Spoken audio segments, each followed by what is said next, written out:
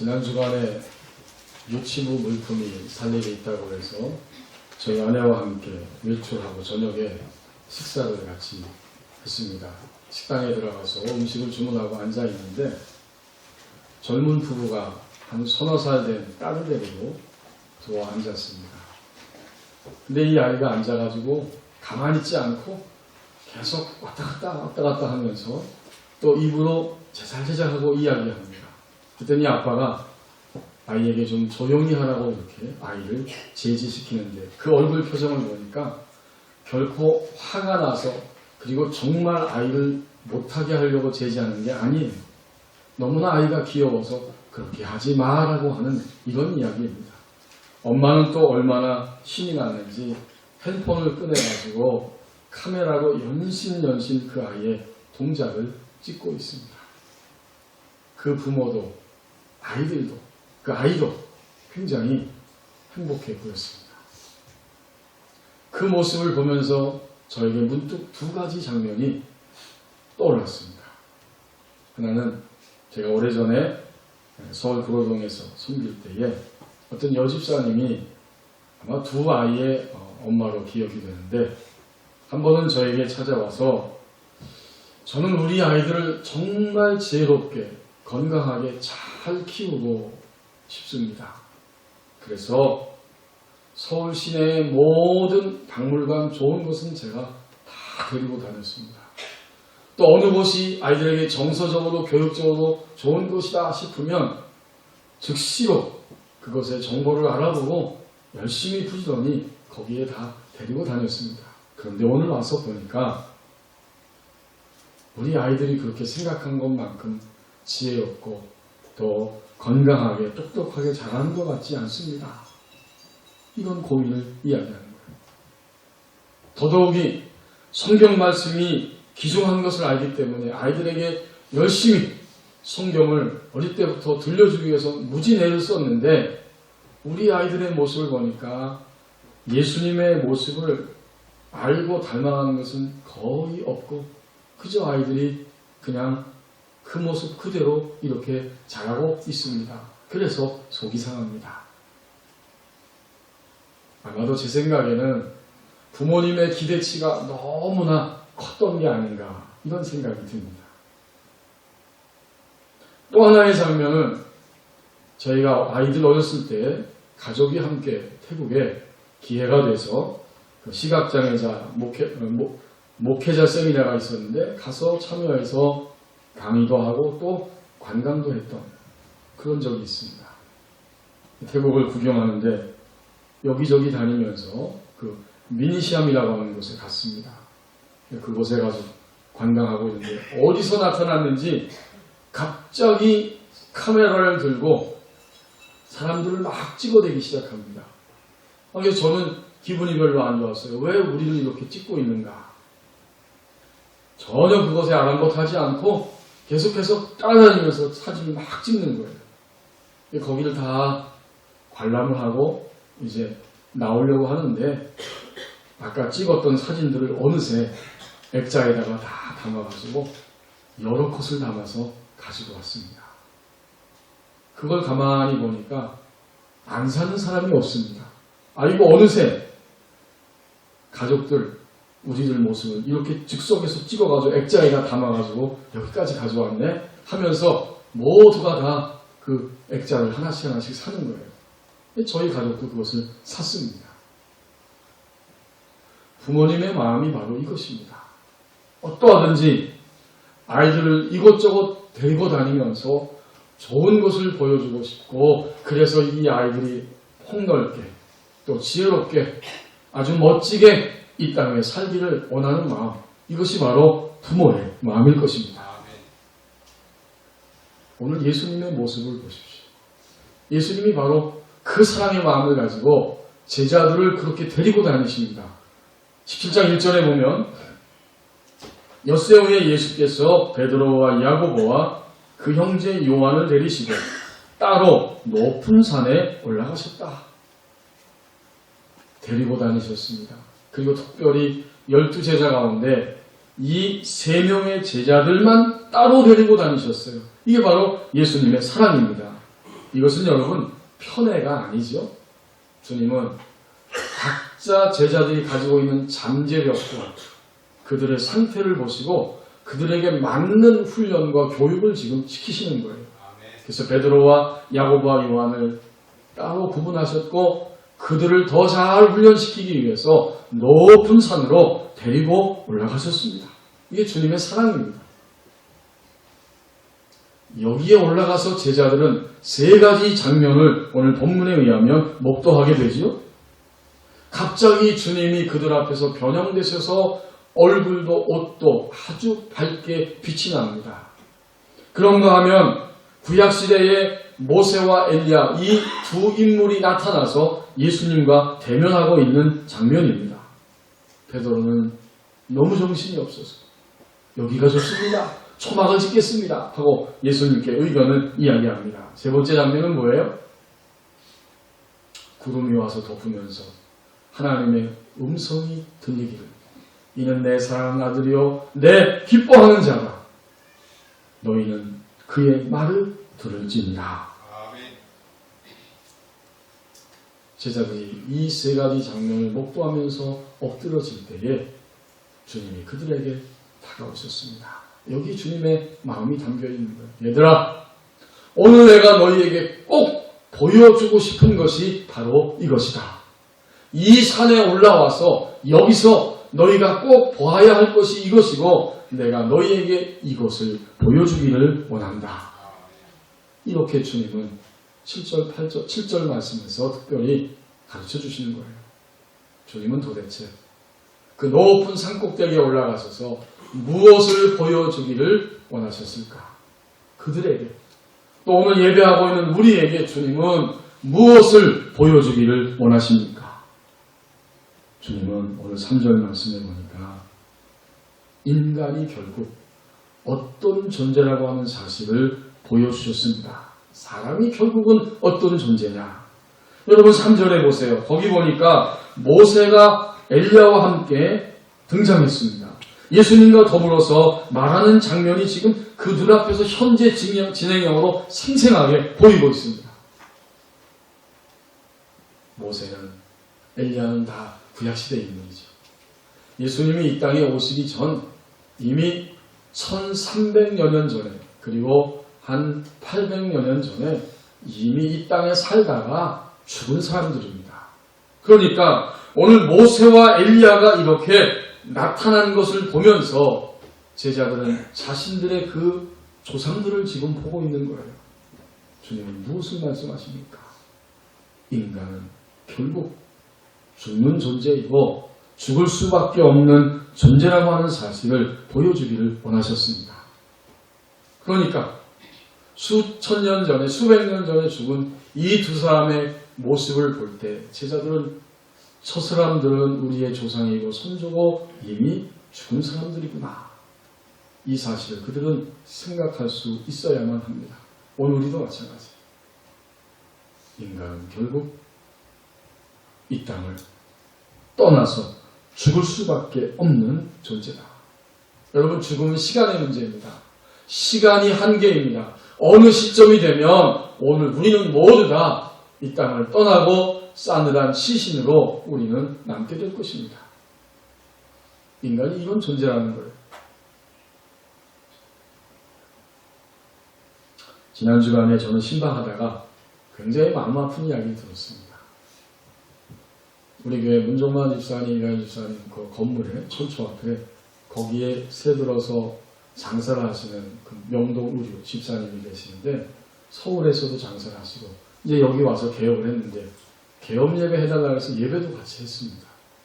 그리고 종종 여기 오시면 우리 교회에 참석하시고 항상 예배 때마다 주님 앞에 감사하여 물질을 드리는 그런 믿음을 분명히 가지고 계신 집사님이셨어요. 근데 그분에게 35살 된 아들이 있는데 결혼하기 위해서 다 준비를 해놨답니다. 집도, 예식장도, 청첩장도 다 준비하면 이제 결혼식만 하면 되는 거예요. 그런데 그만 그 아들이 갑자기 쓰러져서 죽었습니다. 근데 이 아들은 운동이라고 하는 운동은 다 잘하고 모든 운동은 다 좋아한다는 거예요. 사인이 무엇인가? 심장마비입니다. 부모로서 가장 가슴 아프고 영원토록 잊을 수 없는 상처와 아픔. 자녀가 먼저 죽는 거죠. 내가 아무리 준비하고 교육하고 다 완벽하게 하는 것 같을지라도 하나님이 보장하지 않으면 우리는 살 수 없는 것이 우리의 인생입니다. 여러분, 인간은 결국 죽는 존재고 너도 죽을 것이고 죽어야 할 것이다 라고 하는 사실을 구약시대에 죽은 이 두 사람의 등장을 통해서 제자들에게 오늘 우리에게 알려주십니다. 3절 말씀을 다시 보십시오. 그런데 모세와 엘리야가 나타나서 가만히 있는 게 아니었어요. 예수와 더불어 말하는 것이, 예수님과 더불어 대화하는 것이 그들의 눈앞에 생생하게 보입니다. 그러면 도대체 예수님은 그리고 모세와 엘리야는 이렇게 신비한 모습으로 나타나서 무슨 이야기를 했을까? 무슨 대화를 했을까? 여러분 궁금하지 않으세요? 만약에 궁금하다고 하면 성경을 보면 됩니다. 똑같은 사건을 다른 측면에서 하나님이 기록하게 하시는데 누가복음 9장 30절 31절에 보면 예수님과 모세와 엘리야가 무슨 이야기를 했는지 거기에 잘 기록해 주었습니다. 누가복음 9장 31절 말씀입니다. 제가 30절부터 읽어보겠습니다.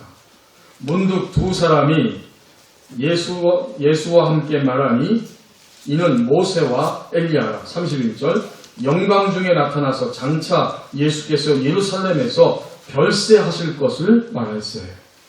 아, 그렇군요. 이들의 대화의 핵심이 뭔가 봤더니 예수님이 죽는다는 거예요. 별세하실 것을 말씀하셨다. 아, 이들의 대화 내용도 역시 죽음에 관한 것입니다. 인간으로 오신 예수님이 최종적인 마지막 인간의 종착지가 무엇인가를 보여주시면서 죽음으로 세상을 떠날 것을 그 세 분이 함께 대화하고 있었습니다. 별세는 세상을 떠나는 거죠.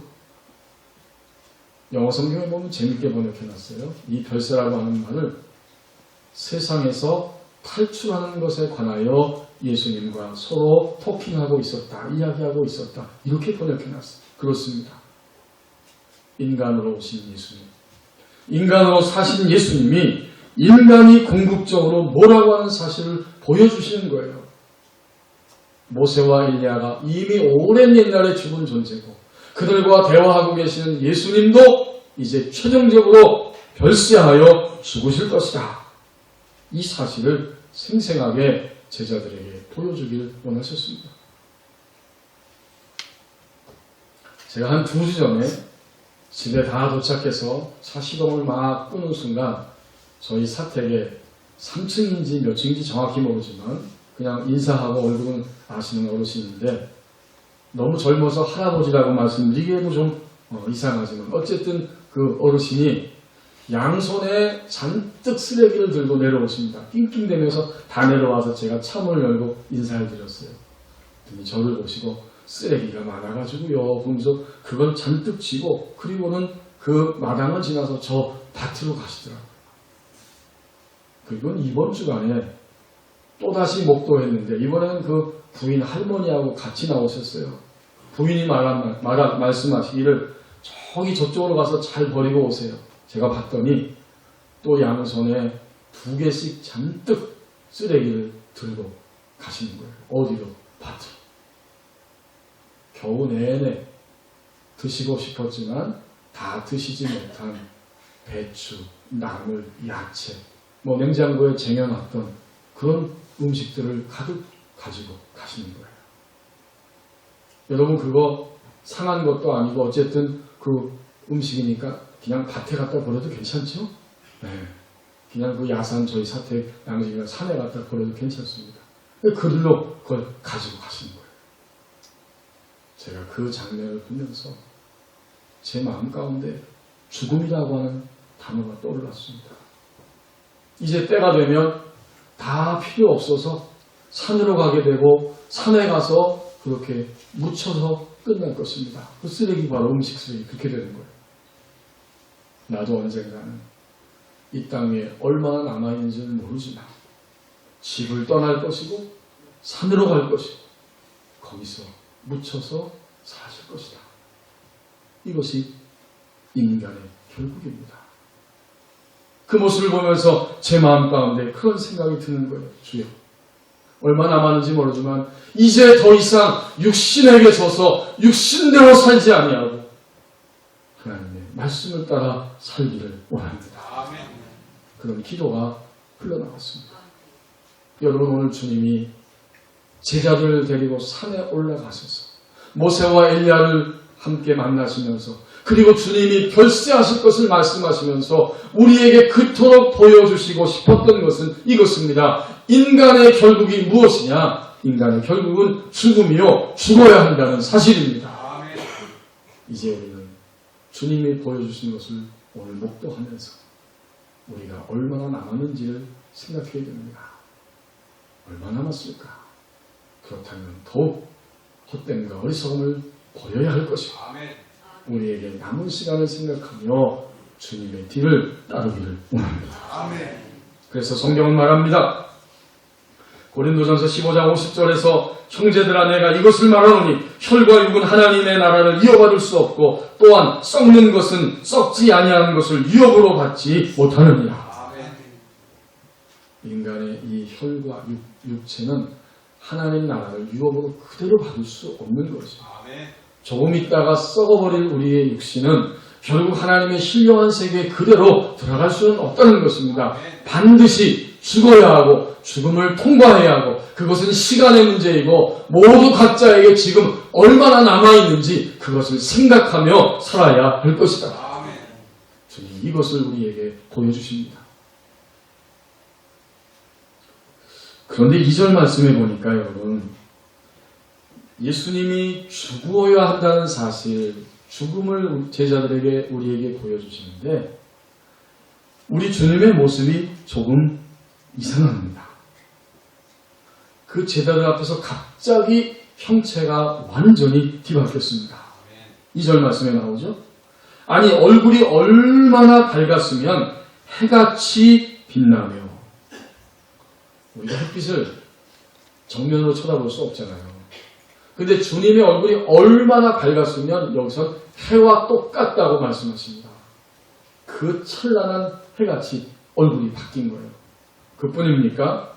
이제 봄이 되어서 옷에 더 많이 신경을 써야 하는 이런 계절이 왔는데 이 주님이 입고 계신 옷을 보니까 그 옷이 마치 강한 빛처럼 하얗더라. 옷이 빛과 같이 휘어졌더라. 예수님은 인간의 한계를 그대로 가지고 우리와 똑같이 오셨고 똑같이 사셨어요. 그리고 곧 죽을 것입니다. 그런데 잠깐 동안 주님이 변형되셨는데 얼굴이 해와 같아서 쳐다볼 수가 없습니다. 그리고 그 옷이 얼마나 찬란한지 우리가 봄 되면은 무슨 옷을 입을까, 어떤 옷을 입을까 고민하고 사는데 매일같이 예수님의 이 빛난 옷이면 얼마나 좋겠습니까? 주님의 형상이 완전히 짧은 순간에 변형이 되셨습니다. 인간의 언어로 이걸 다 형용할 수가 없습니다. 그래서 단지 2절에서는 얼굴이 해같이 빛났다. 옷이 그냥 빛과 같이 휘어졌다. 예수님의 이 변형된 모습을 보면서 제자들은 감격을 경험합니다. 이루 형용할 수 없는 벅찬 환희와 감격이, 기쁨이 그들 안에 충만해졌습니다. 오늘 마태복음의 맥락에서는 제자들이 바로 그 감격과 환희를 표현해주고 있어요. 마치 이것은 뭐와 같으냐면 사도 바울이 주님을 만난 이후에 경험한 사건과 똑같습니다. 고린도후서 12장 1절부터 쭉 읽어보면 바울이 이 땅에 있으면서도 몸은 이 땅에 있는데 자기가 14년 전에 삼층천에 갔다 왔다는 이야기를 간증하고 있습니다. 그것도 자랑하고 싶어서 하는 게 결코 아니에요. 하도 주변에서 자랑하고 잘못된 이야기를 하니까 내가 14년 전에 한 사람을 안다 하면서 자기를 그렇게 표현하고 있습니다. 고린도후서 12장 4절에서 몸은 땅에 있지만 그가 영으로 하나님 앞에 가서 낙원에 가서 하나님을 배웠습니다. 그리고 뭔가를 하나님이 하신 말씀을 다 들었어요. 근데 그것이 무엇인지 인간의 언어로 표현할 수가 없습니다. 그래서 고린도후서 10장 4절에서 기록하기를 낙원으로 이끌려 가서 말로 표현할 수 없는 말을 들었으니 인간이 가히 이루지 못할 말이로다.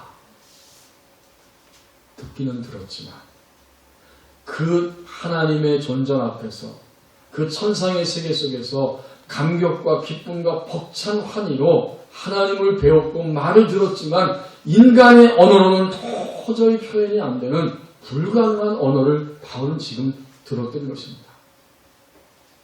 오늘 본문에 보면 예수님이 이 얼굴이 변형되시고 옷이 변형되신 이 벅찬 감격과 환희의 사건은 분명히 확신하건대 이 세 명의 제자들이 한계를 가진 지상에 있으면서 천국의 내세 천국의 맛을 경험한 사건입니다. 그 행복과 그 벅찬 환희는 이루 표현할 수가 없어요. 그래서 베드로는 정신없는 가운데 이야기합니다. 주님, 여기가 좋습니다. 여기서 이 상태로 계속해서 나는 살고 싶습니다. 제가 초막을 지을게요. 주님을 위하여, 모세를 위하여, 엘리야를 위하여 초막셋을 지켰습니다. 그 벅찬 환희와 감격을 어떻게 표현할 수 없어서 정신없는 가운데 이런 말을 지금 베드로는 던지고 있어요. 제가 한 10수년 전에 어떤 목사님의 글을 읽어봤는데, 간증 이야기를 읽어봤는데, 그때만 해도 제가 이해하면서도 뭐 이럴 수도 있겠네 이런 생각을 했습니다. 그분이 이런 고백을 해요. 내가 주님을 모르고 세상에서 소위 방황할 때 온갖 죄를 다 지며 살았는데 나를 구원해 주시고 이제 더더욱 주의 종의 사명을 주셔서 목회자가 되게 하시고 이렇게 교회와 성도를 섬길 수 있는 은혜를 주셨는데 가지가지 은사를 내게 주시고 나를 말씀으로 깨우쳐 주시고 훈련해 주신데 어느 날은 주님께서 나에게 다가오셔서 기도하는 가운데 내가 태어나서 지금까지 지었던 모든 죄들을 하나도 빠짐없이 순간적으로 짧은 순간에 파노라마처럼 보여주시는데 나는 그것을 보는 순간 견딜 수 없어서 그 자리에서 고꾸라지며 통곡하고 울며 회개할 수밖에 없었습니다. 내 죄가 이렇게 많은지 내가 살면서 정말 이 머리털과 같이 많은 이런 죄를 지었는지 나는 모르고 살았습니다. 그러나 주님께서 짧은 순간에 그 평생을 보여주시면서 모든 죄를 한 번에 보여주시니까 너무 큰 충격이었어요. 아마도 저와 여러분이 주님이 오늘 밤에 우리에게 지금까지 내가 지은 모든 죄를 다 보여주신다면 우리는 도저히 부끄러워서 어찌 할 바를 모를 거예요.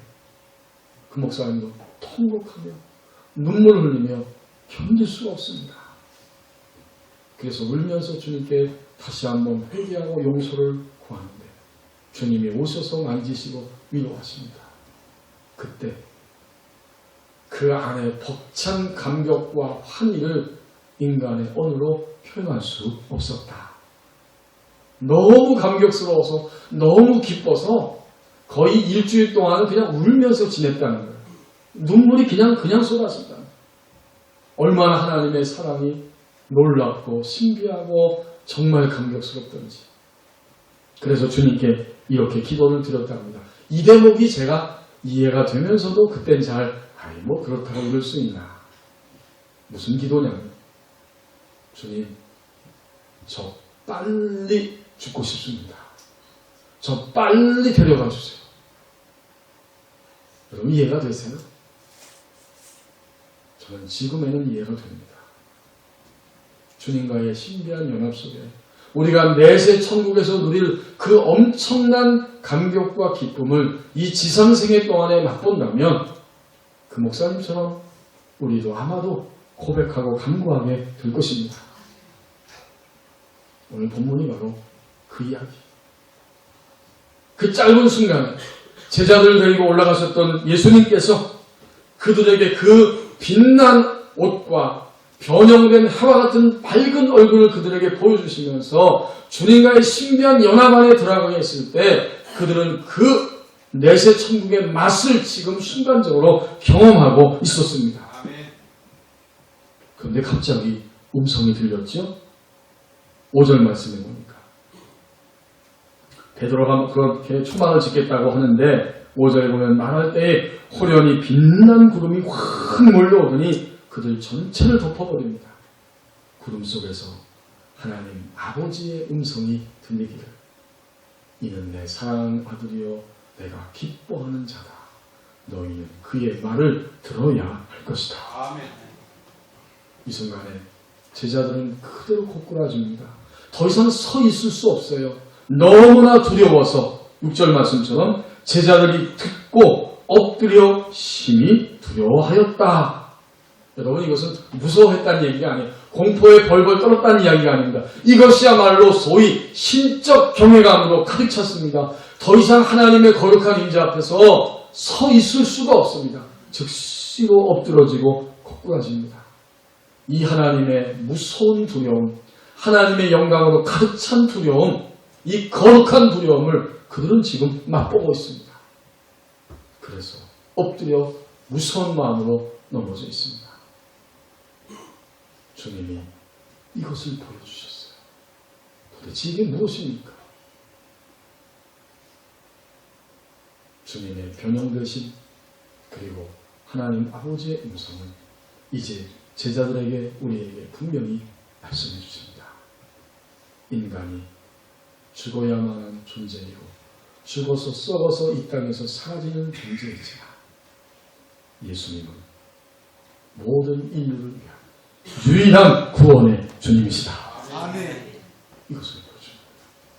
여러분 구원은 전인적입니다.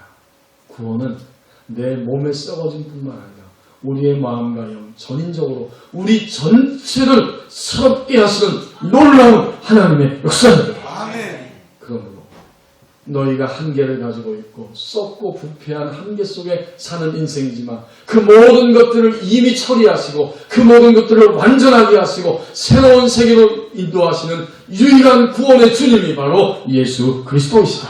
아멘. 그 변화산상 그 산꼭대기에 올라가서 주님은 지금 그것을 제자들에게 보여주셨고 오늘 예배하는 저와 여러분에게도 주님이 유일한 구원자라고 우리에게 분명히 보여주십니다. 아멘. 현재 여러분 어떤 마음으로 어떤 상태로 살아가십니까? 아마도 우리 오늘 지휘자 집사님도 몸이 좋지 못해서 오늘 못 나오신 줄 아는데 여러분 우리 육신은 그래요. 또 마음의 속상함 때문에 시험이 들어서 교회 못 나올 수 있어요. 그런 분도 있어요. 그리고 그 영이 아직도 어두워서 주님이 모든 것에 완벽한 주님이심에도 불구하고 주님을 멀리 떠나고 여전히 세상에서 돌아다니는 이런 사람들도 있습니다. 주님의 구원의 역사는 전인적입니다. 우리의 영몸 전체를 완전히 구원을 준비하고 구원해 주실 수 있는 그분, 바로 그 한 분은 예수 그리스도이십니다. 아멘. 이것을 새롭게 보여주시는 거예요. 아멘. 그 삶에서 그리고 오늘 우리에게 여러분 지난 주간 뉴스거리가 많았죠. 그 가운데 참 안타까운 뉴스가 있었습니다. 사람들이 다 요새는 신도시에 가서 살기를 원하는데 너도 나도 다 여건만 되면 신도시 가서 좋은 데서 살겠다. 이 두 모녀도 남양주 별내 신도시에 가서 이사해서 살아가다가 지난 주간에 그만 90세 된 엄마, 55세 된 딸이 둘이서 함께 자살했습니다. 이 딸은 평생 동안 전문직 의료계통의 의술, 그죠? 약품계통인가 봐요, 아무래도. 어쨌든 그 의료계통의 전문직으로 평생 동안 종사하며 살았습니다. 근데 몇 년 전에 별내 신도시에 이사했고, 이제 90세 된 엄마와 함께 살아가다가 그냥 자살한 거예요. 자살하기 전에 70세 된 오빠에게 문자를 보내서 자살을 암시하는 글을 보냈습니다. 깜짝 놀라서 이 70살 된 오빠가 경찰에 신고하고 119와 함께 현장에 왔는데 이미 죽어 있어요. 거기서 유서가 발견됐는데 재산을 사회에 환원합니다.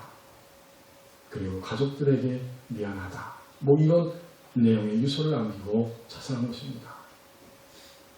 그 아파트가 뉴스거리가 있으면 사람들이 금방 분석하죠. 그 아파트가 시가 4억이라고 해요. 그 이야기를 제가 뉴스를 통해서 들었을 때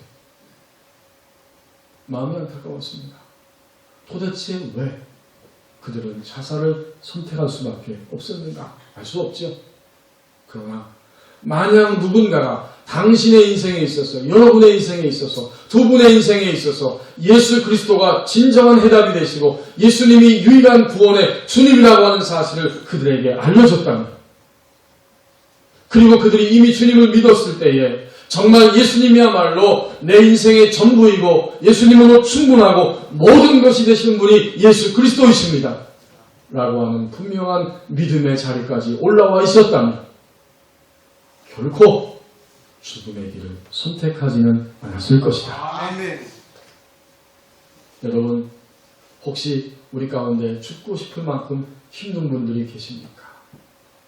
결코 여러분, 우리는 그 길을 선택해서는 안 될 것입니다. 아멘. 주님은 우리 모든 것에 있어서 해답이 되시고 아멘. 우리를 죽는 길이 아니라 사는 길로 이끌어 가십니다. 아멘.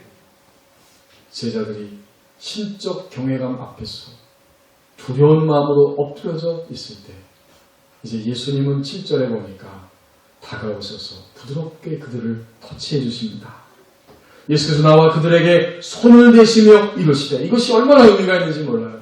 주님은 그냥 말씀하시고 보통 복음서에 보면 사람들에게 선포하시고 꾸짖기도 하시고 치유해 주셨는데 오늘 이 제자들에게 다가가셨습니다. 그리고 말로만이 아니라 손으로 부드럽게 터치하시면서 주님의 깊은 사랑을 그들에게 전염시키시면서 말씀하십니다.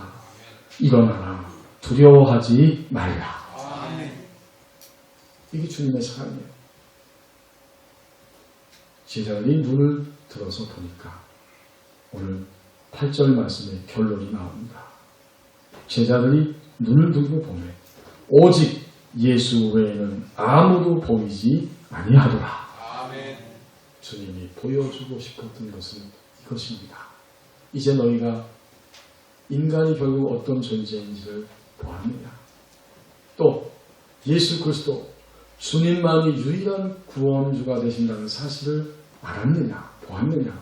그렇다면 이제 현실로 돌아와서 너희의 남은 생애는 어떻게 살아가야 하느냐. 오직 예수 외에는 아무도 보이지 아니하더라. 아멘. 이제 우리의 남은 시간들은 얼마나 될지 모르지만 진정으로 철저하게 예수님만 바라보고 예수님의 말씀만을 따라서 가는 인생이 되어야 합니다. 아멘. 이걸 보여주고 계신 거예요. 분당에 있는 목자교회에서 목회하는 유기성 목사님의 고백을 제가 읽어본 일이 있습니다. 그가 목회자가 되기까지의 과정을 이야기하는 중에 이런 말을 하고 있습니다. 신학교에 입학했을 때, 신학교 1학년 때 주님은 제게 나와 온전히 동행하자라는 부름을 주셨습니다.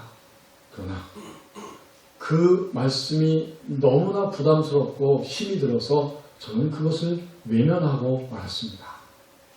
그리고 이제 부산 또 안산 광림교회 그 담임으로 가서 섬기고 있는데 어느 날 교육자 수련회를 하는데 또다시 주님이 생생하게 마음에 찾아오셔서 감동을 주시면서 말씀하시기를, 교육자 수련회를 하고 있었는데 잠시 그 혼자 있는 시간입니다. 너는 혼자 있을 때 나를 바라보아라. 그 음성이 들려졌을 때 그 자리에서 무릎을 꿇고 얼마나 울면서 주님 앞에 회개했는지 모릅니다. 신학교를 졸업하고 신학교 1학년 때부터 25년의 세월이 흐른 다음에야 그때 주님이 말씀하셨던 것이 얼마나 자신에게 있어서 귀한 축복이었는지를 비로소 깨달았다. 그리고 말합니다. 너무나 어리석고 아쉬웠던 25년이었습니다. 이제는 24시간 내내 예수님의 얼굴만을 바라보고 오직 주님만을 바라보고 살아가게 하시고 또 그렇게 살면서 제 삶에는 혁명적인 변화가 일어나고 있습니다. 아멘. 이건 고백이었어요. 여러분, 우리는 몇 년 낭비하고 있습니까? 지금 우리 인생에 있어서 예수님만이 전부입니다. 아멘. 우리는 오직 예수님을 바라보고 예수님에 의해서 살아가는 복된 일생이 되어야 할 것입니다. 아멘. 예수님은 너무나 제자들을 사랑하셔서 높은 산으로 따로 제자들을 데리고 가셨고 그날 그 산에서 보여주셨습니다.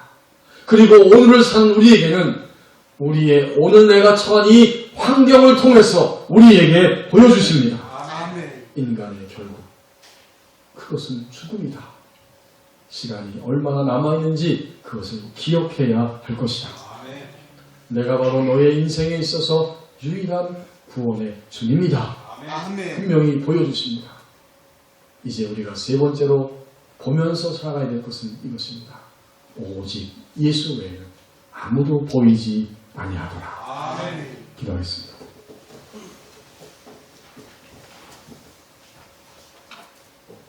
하나님 아버지, 제자들을 따로 데리시고 산으로 올라가셨고 모세와 엘리야가 나타나면서 예수님과 대화하는 것을 통해서 인간이 죽어야 하는 존재이고 죽을 수밖에 없는 존재라는 것, 이것이 인간의 결국이라고 말씀하시면서 너희가 얼마나 남아있는지 그것을 기억하며 살라고 우리에게 보여주셨습니다. 온갖 절망과 한계를 가진 것이 인간의 삶이지만 신비한 모습으로 변형되셔서 내세 천국을 미리 맛보게 하시면서 이제 예수님만이 유일한 전인적인 우리의 구원의 주님이 되신다고 다시 한번 보여주셨습니다. 이제 우리는 더 이상 시간을 낭비하지 않기를 원합니다. 25년을 낭비했다고 고백한 그 어느 목사님의 고백, 주여 우리는 오늘 얼마나 낭비하고 있는지 생각하게 하시고 헤아려 보게 하시고 이제 오직 예수 외에는 아무도 보이지 아니하더라. 예수님만으로 만족해하고 예수님에 의해서 만족하고 예수님을 우리의 삶의 전부요 모든 것으로 모시고 살아가는 남은 생애가 되게 하여 주옵소서. 이 모든 말씀을 예수님의 이름으로 기도하옵나이다.